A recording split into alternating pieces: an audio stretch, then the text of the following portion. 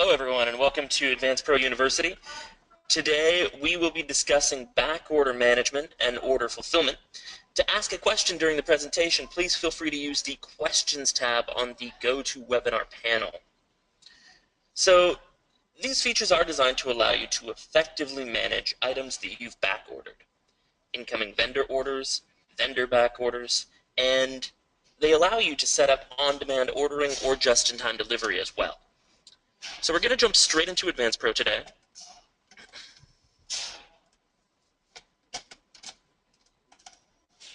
And what we're going to do is, first off, we're going to just discuss how back orders work. We're going to place a customer order and order some stock that we don't have. So we're going to come into new order, we'll choose a customer, and we'll go ahead and proceed. And let's just look at our stock and find some items that we have 0 of. Here's one. So we'll go ahead and add that in, and let's order 10 of them. So you can see we have 0 available stock.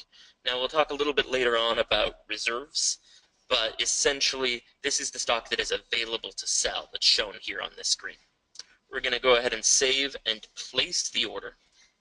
And this takes us forward to the process order screen. And we do get a warning that we are ordering stock that we don't actually have on hand. So in the process order screen, this is a screen where we make decisions about how we're going to fill an order, essentially. So during processing, if we have stock, AdvancePro is going to try and pull that stock from your warehouse. Now, by default, since we don't have any stock in our warehouse, AdvancePro is going to try and create a vendor order for this product. So that's going to appear here if you have a vendor assigned to the product. So let's just quickly assign a vendor to this product.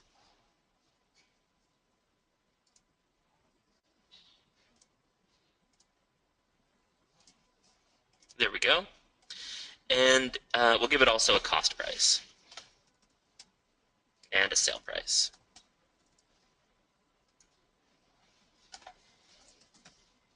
Okay, so coming back to our order now, I'm just going to step this back and we'll reset that product on this order.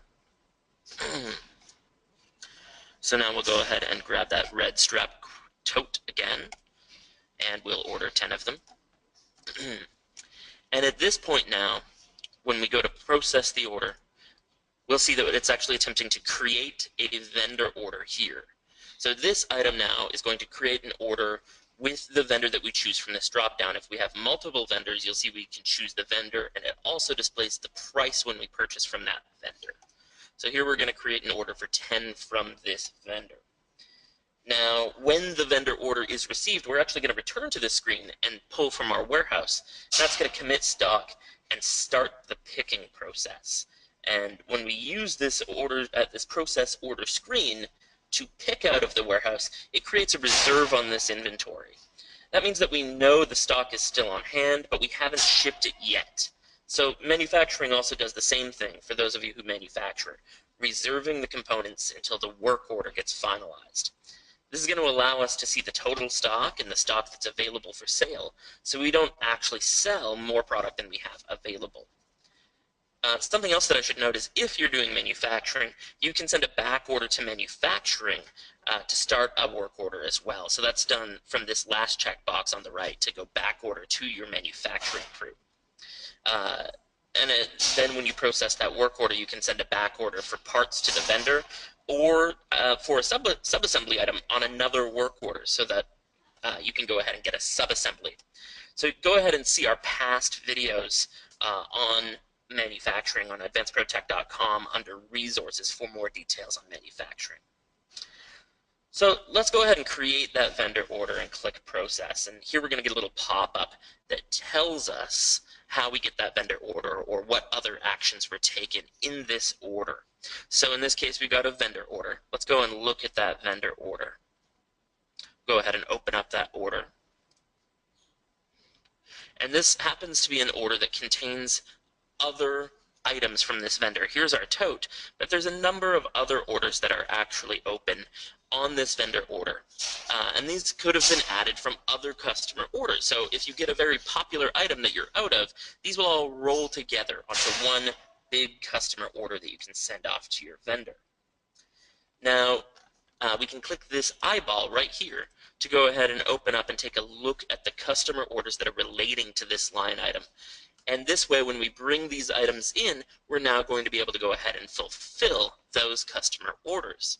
Something else you can do is if you look at your customer orders, if you have a number of customer orders going back some time, you're going to see a whole bunch of icons telling you what's going on with these orders. So here you can see for the order that we just placed, we have a red strike. That means we don't have any of the stock available to work on this order. We also see an hourglass. That means we filed a vendor order and we're waiting for it to be received.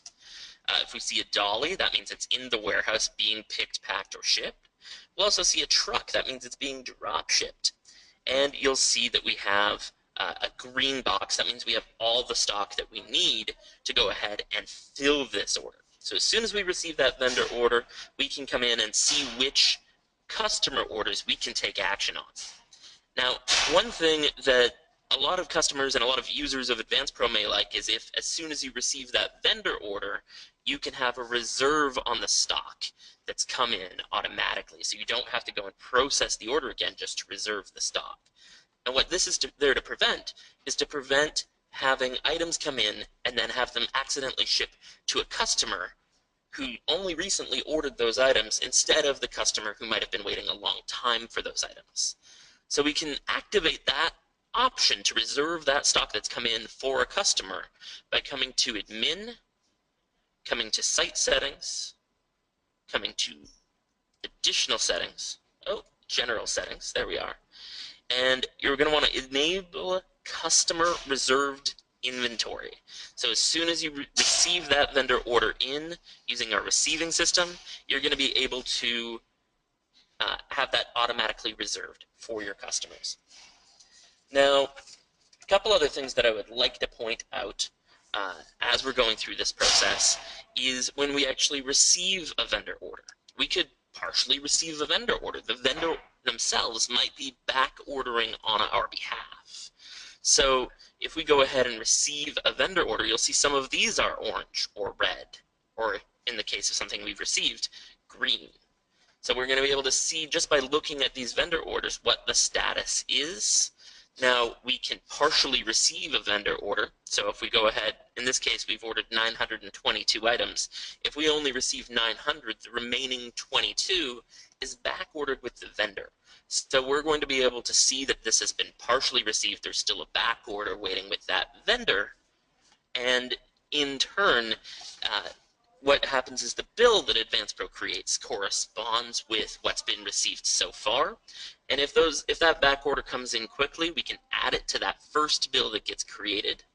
Or when we go to Vendors View All Bills and Credit Memos, if we go into a pending bill and we click Create Bill, that's going to finalize that bill. So when we receive those other goods, AdvancePro is going to create a new bill for the second receive. So this way, if you get your deliveries months apart and you're invoiced for them individually, you're going to be able to have them on separate bills. You'll see something similar in the behavior as you work with a customer order. As you ship those goods, AdvancePro is going to create invoices for the goods that have been shipped.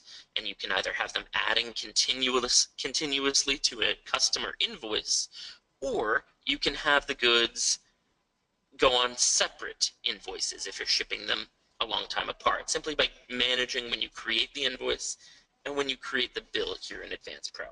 Now those invoices and bills can sync off to QuickBooks as well. Now, one other area I'd like to touch on with respect to these back orders, there is a report that's going to be very, very useful for you. Let's go to reports. We're going to go to the product reports. We're going to look at back ordered items. So this is going to show us, including that red strap tote, all of the products that are sitting on a back order and where the items are destined to go. So we can click that eyeball again to see the customer orders that these are linked to. So this allows you to see very quickly and easily what are we waiting on from vendors that is already purchased by customers and which customers are waiting on them. So if we need to do any customer relationship management during the process of that back order, we can. Now, once we receive those goods, again, we can come to View Orders, and we can go ahead and process one of these orders. So we'll go ahead and open up one of the orders, and here we're waiting to process. And you can also split orders up if you have multiple items that are being picked. So here we have multiple line items. They happen to be the same items because we've enabled that setting. And we can split up how we're fulfilling this order. So in this case, we have some that's already shipped and some that either we've received since this original shipment or that we simply chose not to ship on the previous shipment. So we can go ahead and hit process order at this point. And that's going to make a picking ticket and reserve the goods for the next shipment. So now we can go ahead, we can go into picking in our warehouse, we can open up that pick ticket, and we'll be able to pick, pack, and ship this item. And there is a setting you should be aware of to make back-ordered items display here on your picking ticket. It'll show already shipped or back-ordered. So that's in Admin, Site Settings, I believe it's in General Settings. Show back-ordered items on invoice and on pick, pack, and ship slips. So there we are. These are available, again, to let your customers know the status of back-ordered items. So it's just another tool that you can use. I hope by now you're beginning to see the importance and the capability of that process order screen at the tail end of a customer order and what you can use that particular screen for, all the choices you can make. You can fill some from stock and some from a vendor on any given item, on any given line item within a customer order at this point. So one last thing I want to show is drop shipping today. So we're going to come in and we're going to do a drop shipment. So drop shipments behave a little bit differently from a standard vendor order. In the case of a drop ship item, we're going to choose this one in particular that we've already got a vendor associated. I'm going to go ahead, oh, that's not the item I wanted. There we go. I'm going to go ahead and that's the item. Add this item to an order. We're just going to bring in one. Again, we have 0 stock. We're going to have it drop ship. So our vendor is going to be shipping this item to our customer directly. It's not going to come into our inventory. If you're doing another type of drop shipping where you're actually drop shipping to one of your client's customers, go ahead and click this edit button. You can change the shipping address here to go ahead and have this ship out. And your packing slips will only ever show the shipping address. So that will give you some options there. We're going to go ahead and place this order, though, because we're going to have a vendor drop ship this to one of our clients. So here, it wants to create a vendor order by default. And all I have to do is check off that drop shipping button to go ahead and have this turn into a special vendor order. And it's going to have the customer shipping address as the delivery address for this order. Let's go ahead and process this order now. So it says a vendor order has been created, and even though it's the same vendor and we haven't sent that vendor order off, we're going to go ahead and open up that vendor order. And this is a new vendor order. It didn't roll onto the old one because there's a new shipping address. And this is going to be our drop shipment. So now we can send this off to the vendor like we normally would, just by printing or emailing, and we can go ahead and place the order. Now it goes in a little bit of a different path. Typically this would go to receiving on a standard vendor order. Now it's going to go to our drop shipped area here within View Vendor Orders. So here's our drop shipping. And we can open that order up. And when our vendor confirms the shipment, what we can do is we can confirm what was shipped. You can do a partial drop shipment, just like you can do a partial receive or a partial ship. And when we click Confirm DS here, what that enables you to do is automatically consider this delivered to the customer, and it's going to make a corresponding vendor bill and customer invoice all at once. If it's a partial drop shipment, those same rules apply. When you create the vendor bill or when you create that customer invoice, then it will begin adding to a new customer invoice on the next shipment or a new vendor bill on the next shipment. So I'm going to go ahead and do that. And here we're going to go take a look at our corresponding vendor bill or customer invoice. That's in Vendors, View All Bills and Credit Memos, and we can open that up. So here's our bill and the corresponding invoice that gets created when we go to View All Invoices and Credit Memos, and we can go ahead and open up that most recent invoice. So that just gives you an idea of some of the options that are available to you as you take different options of back order management and order fulfillment. So this concludes our tour of these features today in AdvancePro.